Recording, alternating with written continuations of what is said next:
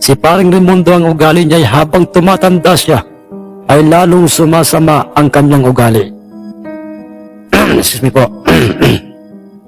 Excuse me mga kamundo.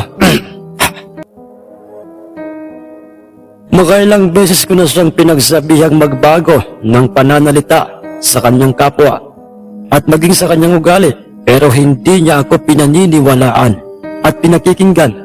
Mas ginusto niyang maging hambog at iyon ang pinakangayaw ko sa lahat.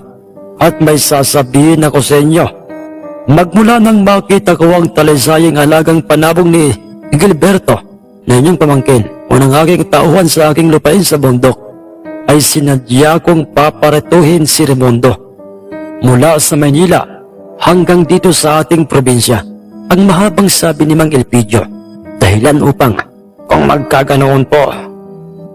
Mang Elpidio, ang ibig niyo po bang sabihin ay, oo, Bugoy. Ipinalam ko sa kanya ang tungkol sa panabong ni Gilberto.